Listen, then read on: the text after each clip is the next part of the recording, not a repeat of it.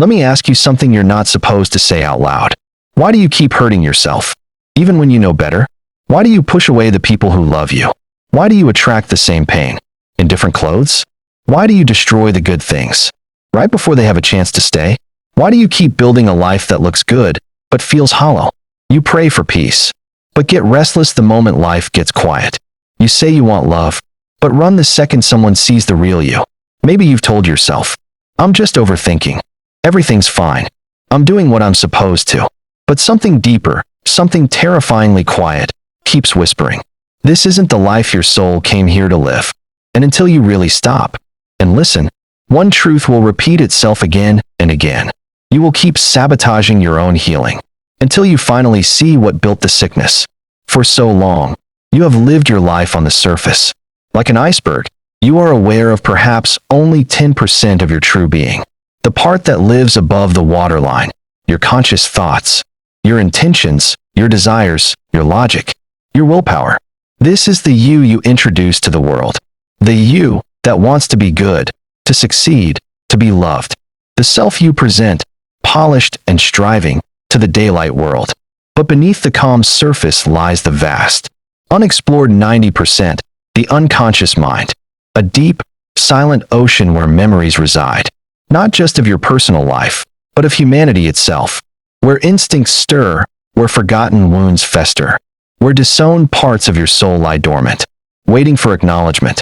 It is here, in these profound depths, that the true architect of your self-destruction often resides, operating from the silent, unseen realms. Imagine, for a moment, that your conscious mind is a captain on a magnificent ship. You have a map, a compass, a destination. You believe you are in control, navigating with purpose and intention. But deep within the ship's engine room, hidden from your sight, there is a crew of powerful, wounded beings. They are running the machinery, and sometimes they are deliberately steering the ship towards storms, towards treacherous rocks, towards familiar, devastating shores. Despite your conscious commands to sail for calm waters, for brighter horizons, these unseen crew members, they are not inherently malevolent. They are not trying to hurt you out of malice. They are trying to protect you. They are acting out old programming, echoing ancient pains, attempting to fulfill needs that were never met. They are trying to keep you safe in the only ways they know how, even if those ways lead to isolation, stagnation, quiet devastation, or the very destruction you consciously dread. Their logic is rooted in survival, born of forgotten moments of vulnerability.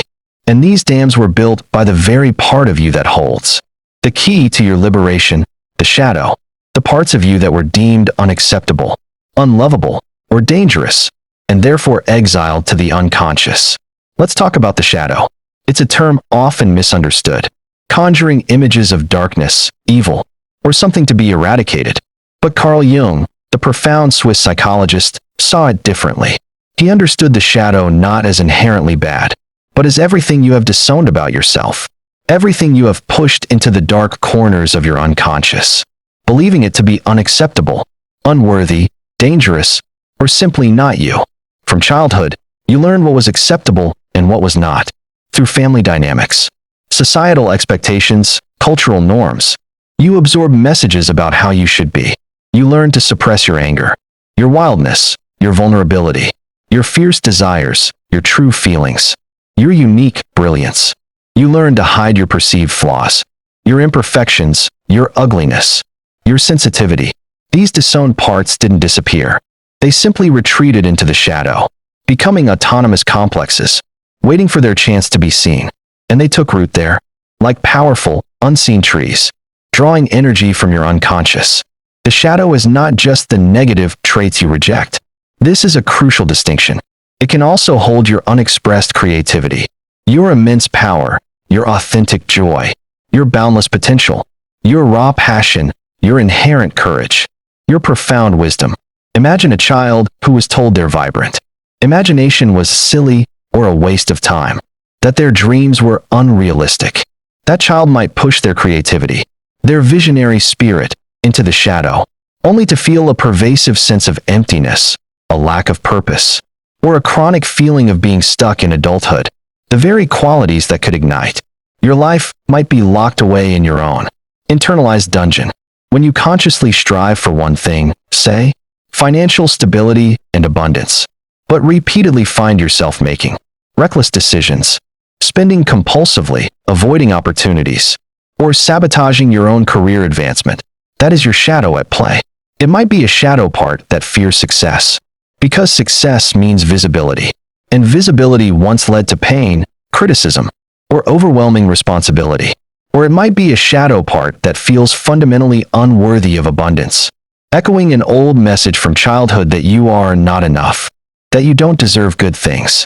The shadow whispers, stay small, stay safe, stay familiar. Consider your relationship patterns.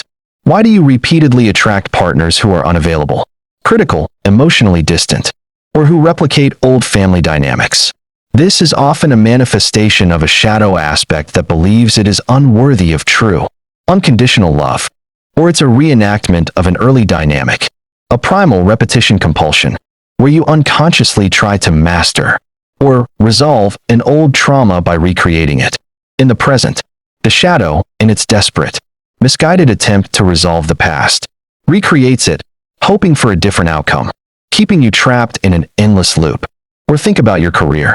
You might be incredibly talented, possess immense skills, but find yourself procrastinating endlessly, avoiding opportunities, or making impulsive decisions that derail your progress just when you're on the cusp of a breakthrough. The shadow here might hold a deep fear of failure, or perhaps a deeper fear of success and the responsibilities, expectations, or envy it brings. It could also be a repressed desire to pursue a completely different path, a creative calling, a passion that was dismissed long ago as impractical or childish. The truth is, your self-destructive habits are not random acts of malice against yourself. They are often unconscious attempts to regulate intense emotional states you haven't learned to process consciously. They are coping mechanisms that worked for you once. In the past, when you were vulnerable, overwhelmed, and didn't have other tools, they provided a perverse sense of control or a temporary escape from pain. And now, they have become maladaptive, causing more harm than good. They are the desperate, distorted language of your unacknowledged, unintegrated shadow. They are symptoms, not the disease itself. This journey into the unconscious, into the depths of your shadow, can feel daunting. It is, in essence, the modern-day equivalent of the hero's journey, the descent into the underworld of your own psyche. You are not just exploring your personal history, but the universal human experience of fragmentation and the innate, undeniable longing for wholeness.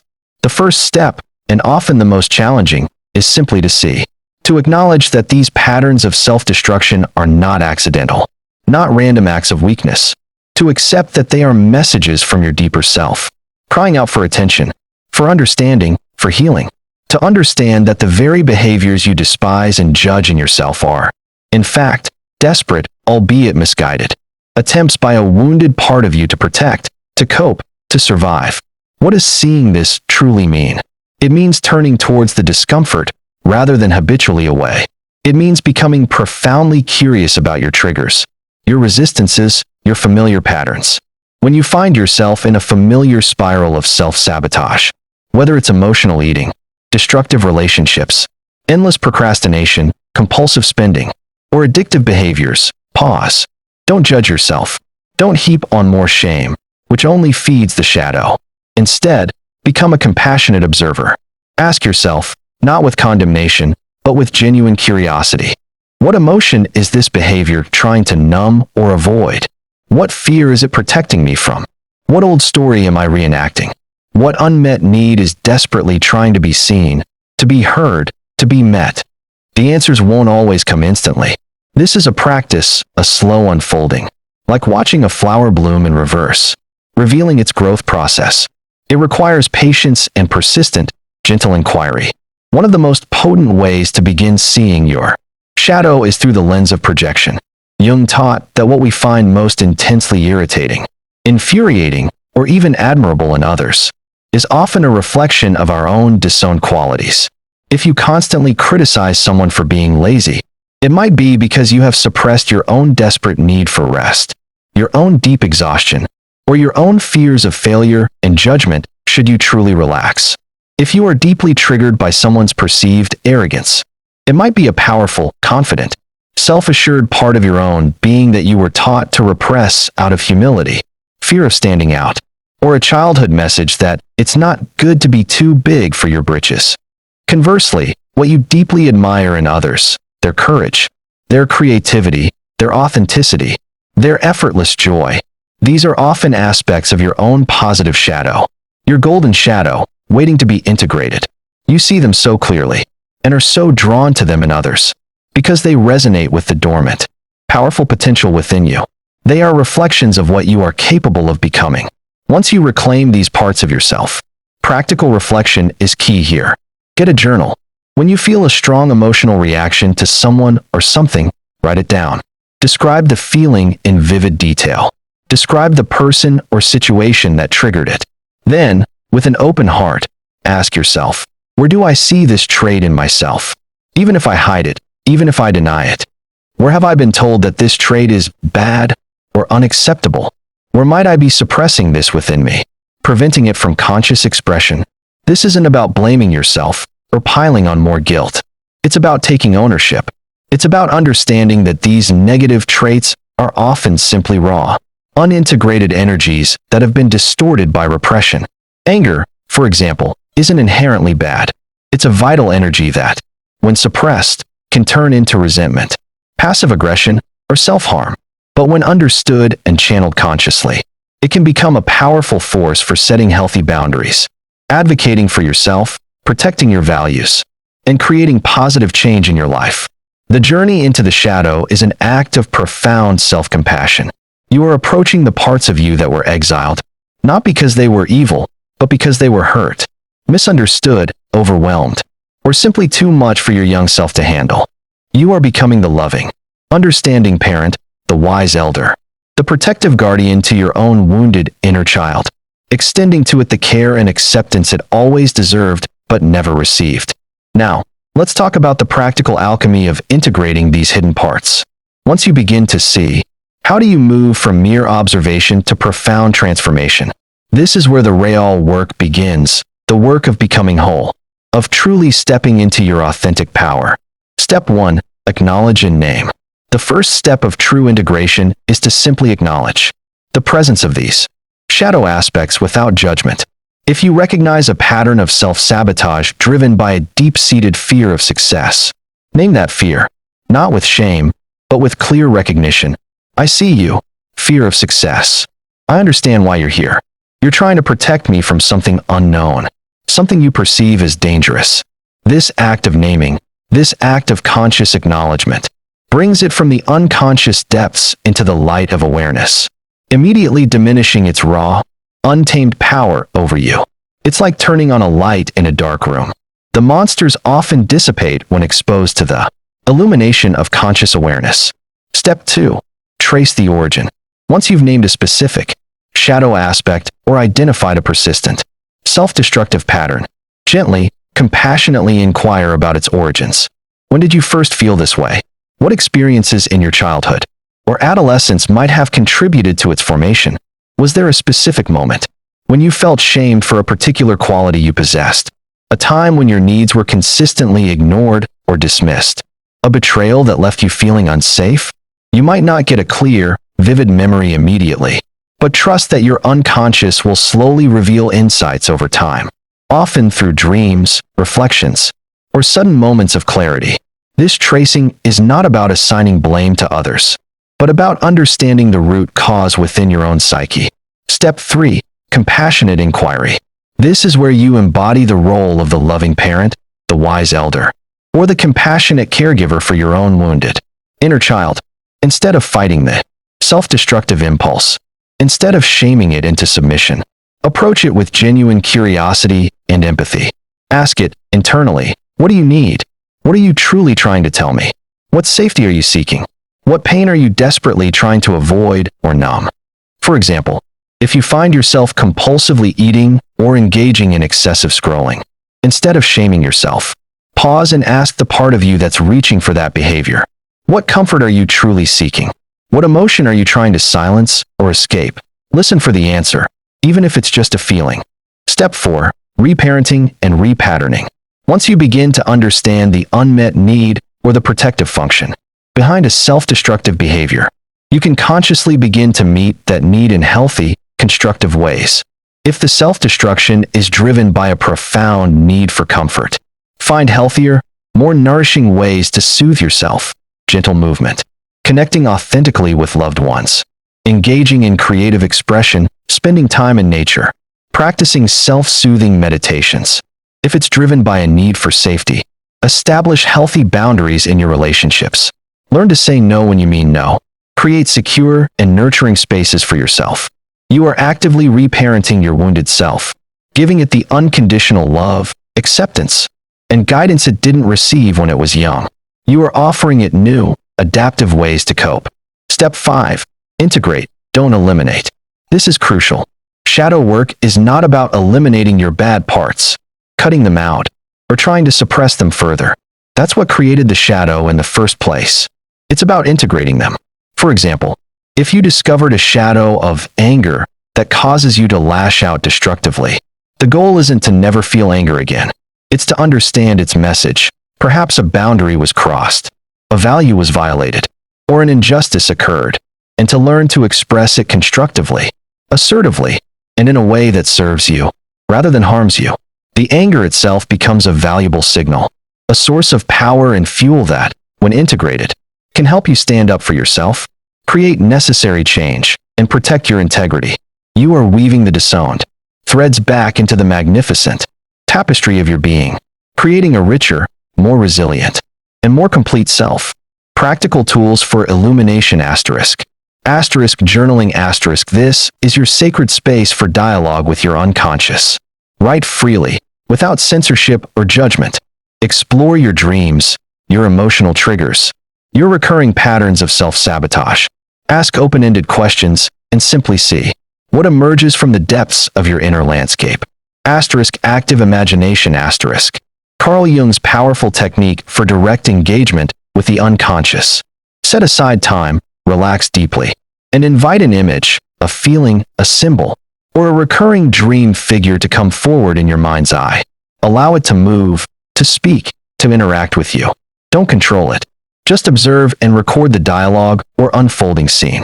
This is a potent, direct conversation with your unconscious, revealing its wisdom and hidden contents.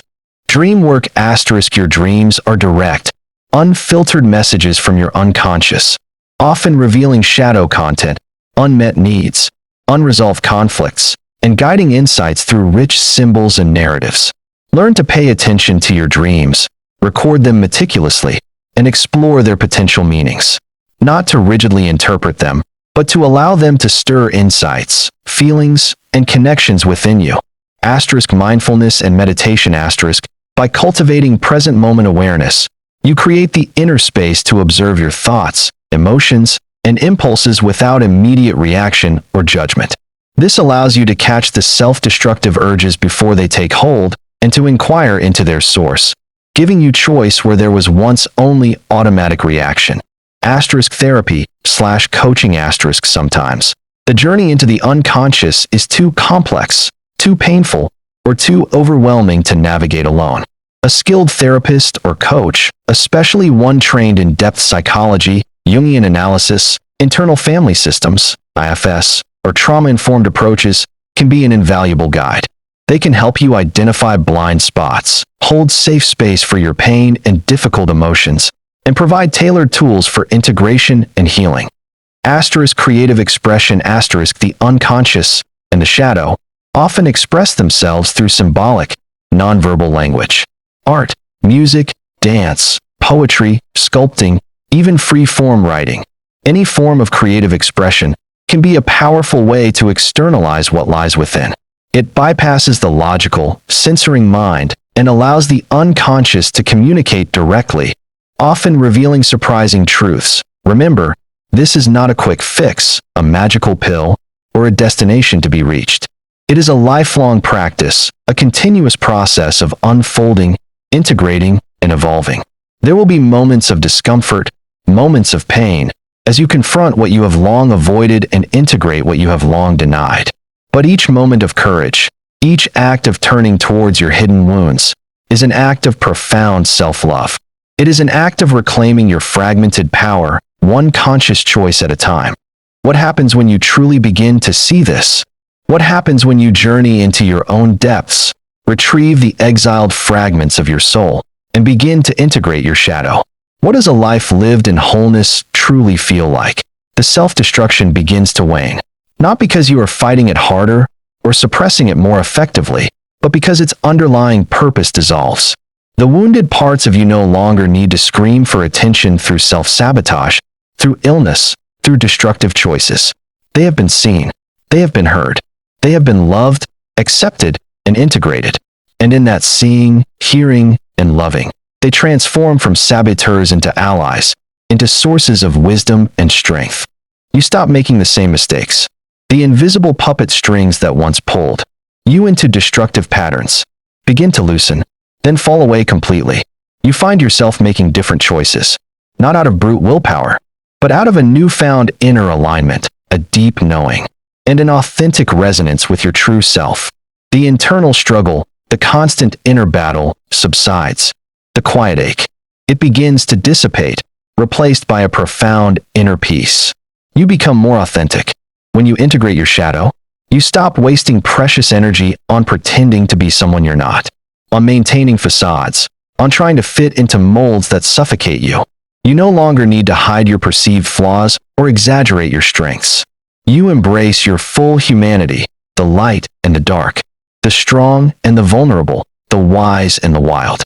And in that radical authenticity, you attract relationships and opportunities that truly resonate with your whole, integrated self, rather than merely reflecting your wounds. Your relationships deepen. As you integrate your shadow, you become less likely to project your own unacknowledged parts onto others. You see people more clearly, with greater empathy and compassion, and you allow yourself to be seen more fully, without fear of judgment. Your capacity for intimacy, for genuine, unconditioned connection, expands exponentially. You choose partners and friends from a place of wholeness, not from a place of seeking completion from another, not from a desperate need to fill an inner void. Your creativity and potential are unleashed. Remember how your shadow might hold your unexpressed gifts, your dormant talents, your deepest passions. When you integrate these golden shadow aspects, you unlock latent talents, rekindle forgotten passions, and tap into inner resources you didn't know you possessed. The creative energy that was once bound up in self-sabotage, in maintaining illusions, in suppressing your true nature, is now free to be channeled into meaningful work, into joyful expression, into building the life you truly desire and deserve. You experience a profound sense of inner peace. The constant internal conflict, the gnawing shame, the relentless self-criticism, these begin to dissolve, replaced by a quiet sense of calm, a deep self-compassion, radical self-acceptance, and a quiet, unshakable confidence. The fractured self begins to heal, and a sense of internal coherence and integrity takes its place.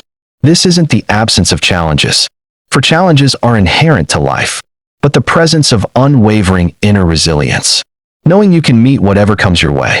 Ultimately, this journey is about becoming truly sovereign over your own being. It's about dismantling the internal mechanisms that have kept you trapped in cycles of pain, stagnation, and unconscious reaction. It's about moving from unconscious reaction to conscious creation, from a life dictated by old wounds to a life lived from empowered choice.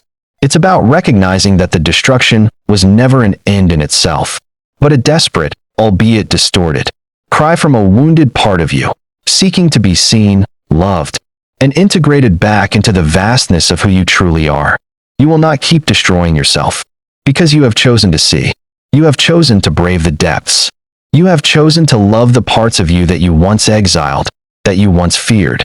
And in that radical act of self-acceptance, in that profound journey of integration, you become an unstoppable force of healing and conscious creation in your own life.